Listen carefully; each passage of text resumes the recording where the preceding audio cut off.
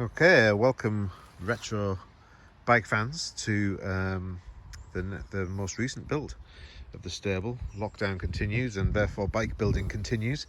All things pre-97, as you well know. That's the sweet spot for these bike builds, and this one should brighten up any autumnal day. I've actually come out in the rain because I'm so sick of being inside. It's pretty grim here in the UK at the minute, and this is the thing that I've been building. So let me give you some background. Any of my builds tend to have some kind of personal story behind them as I retrospectively go back to and revisit my childhood, I guess you'd say, or kind of early adulthood.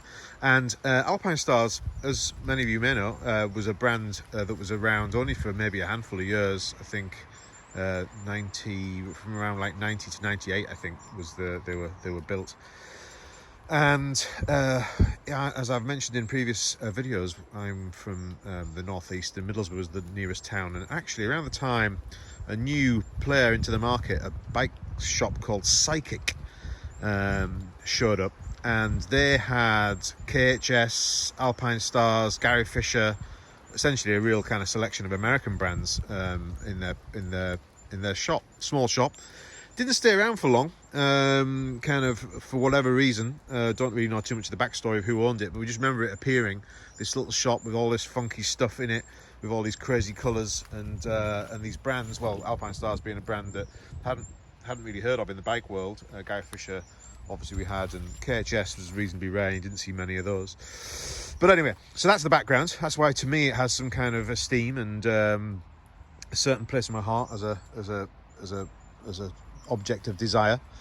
And so to this bike specifically, this was all started from a frame. So big shout out to I know he has a big following on the internet and on Instagram, Reese Cycles, at Reese Cycles. He has a real wealth. His collection is pretty impressive, and he had this frame up for sale. Bit too big for him. I think he has about 3 of these Almega DX frames. He's building one currently. It's an immaculate build, and this one was just too big, and he had an updated one. This is a 91 frame. I think the late 91 and 92 frames had a extra supporting gusset around here, aluminium gusset, which kind of like to strengthen the head tube.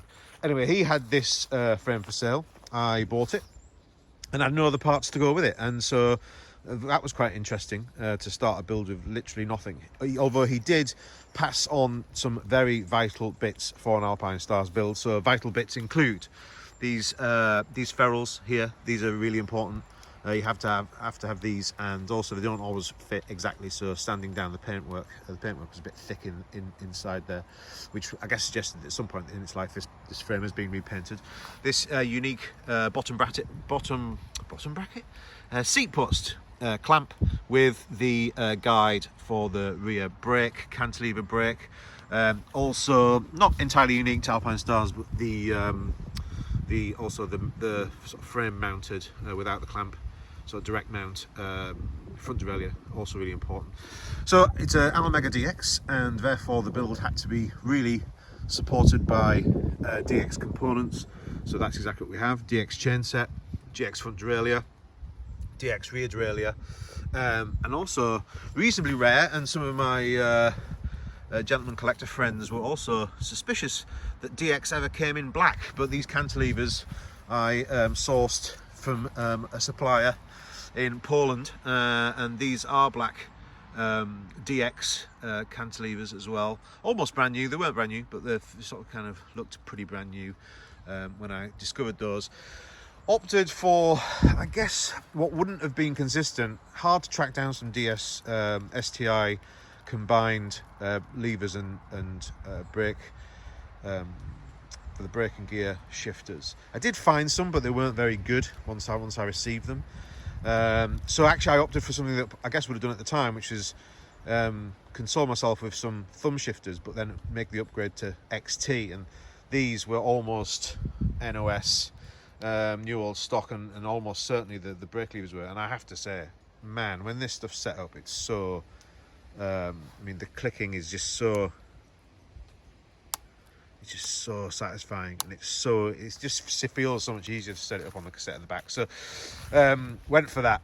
I guess it would have been a kind of decision you would have made at the time. The crossover between STI units and thumb shifters is blurry, because I think if you go by the Shimano brochures at the time, they stopped promoting thumb shifters. I think in 90 they started to move in their brochure where, or maybe 91, it was they didn't really talk about thumb shifters anymore, but of course they were available, and some of the professional race scene were still preferred them until the STI shifters really got to where they needed to be. So anyway, that's a kind of objective choice, wouldn't have been spec'd at the time. But then again, whatever did remain consistent and original when we were speccing these things back in the day, we changed everything. Changed everything via colour or spec or whatever we could afford, and gather the funds together.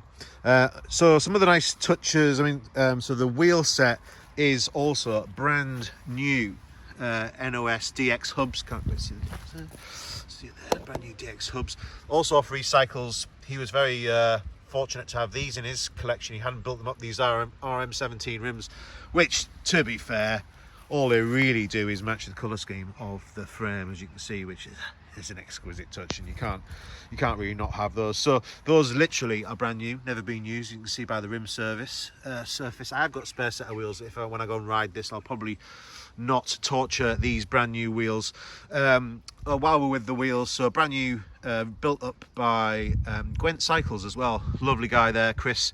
He built them up. Again, Reese Wheeler at Recycles, he recommended having the wheels built. You go to a modern bike shop now, no disrespect to the service personnel, but a lot of the young kids, they know a lot of the wheels come pre-built, so a lot of these young guys and girls haven't done a lot of wheel building in the past. So I kind of wanted to go to a specialist wheel builder for that, and he built up these rims beautifully, and I've shod them with Smoke Light comps. Again, they're new. I always preferred the 1.9s. I think I mentioned that before. 2. It's for comfort. The 2.1s are good, but I always felt just for general all-round riding, and particularly now, these bikes are only going to be subjected to riding on kind of hard pack gravel, fire roads, maybe a bit of single track, nothing too extreme. So I think a 1.9 is great. And this, again, I think the dart, I often put a dart on the front, but actually there was a time period in the early 90s, late 80s, the dart hadn't been launched yet, so I actually thought 2 smokes on this one, 2 smoke lights should complement it perfectly. So that's the wheels, that's the frame. I mean, finishing kit, other than the again, you can't really go wrong with the OD grips. They just look so great, and the way they're finished off at the end. Ritchie seat posts, not entirely retro or period, I have to confess. Seat posts are also tricky to find. They always look completely knackered, or are never long enough or the right diameter. But this all fits well. And actually, this bike did come originally spec'd with Ritchie components, so it had Ritchie rims. So I thought there's a kind of lineage there, which I thought I would stick with. Some sort of tweak upgrades. These are really lovely and easy to set up. Love the fact that this pinch bolt here allows you to really set up the triangle properly, and the action, if following Red Dreads videos, you can't beat that. Really super simple action. It's just so lovely. And yeah, really super simple to set up. Some pearl, I managed to find some pearl white breakouter just to match the paintwork. This is proper Shimano stuff, which is just me having far too much time on my hands to fiddle about with. Another lovely bit of NOS, a new old stock kit, was these DX SPDs. So again, keeping the DX theme alive. And these are something that Reese had as well. So along with the frame and along with the rims, managed to procure these off him, which was great. And then to probably the trickiest thing to find, these bad boys, these forks. I actually had to convince another Almega DX owner who had the non-elevated chainstay complete bike for sale on eBay. He had these forks.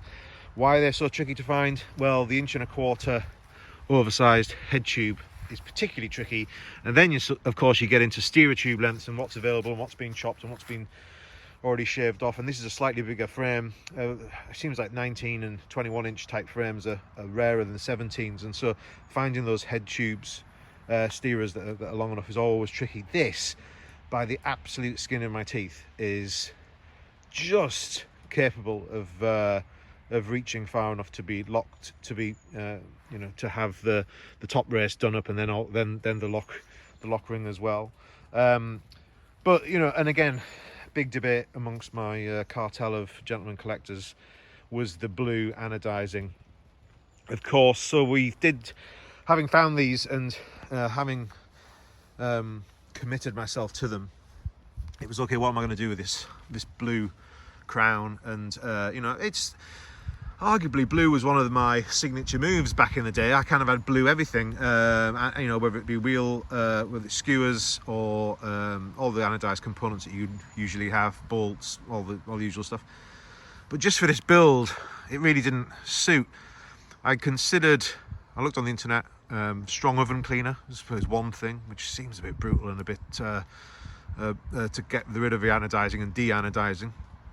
Also, I did speak to some professional anodizing companies, and they said that de-anodizing can be done. Of course, we've got to think about how many microns it takes off, particularly in the diameters, to make sure that these things are all still going to be legit and going to be able to be nipped up properly. But anyway, I was just figuring that out. Maybe I should get them powder coated in the green to continue the theme through. Maybe I should just go for a natural finish. Maybe you could get them wrapped, thinking about some of the wrapping that you can now do vinyl wrap in the neon fluoro. But as I started to build it, I just thought, do you know what, I'm going to build this. And I kind of termed it, sort of build it as found. You know, these parts are the parts, and again, tempting to have this spray painted, this beautiful stem spray painted in the fluoro to match these taper light bars, which I also managed to get from the bicyclist.cc, great new old stock supplier online. Check them out if you haven't already.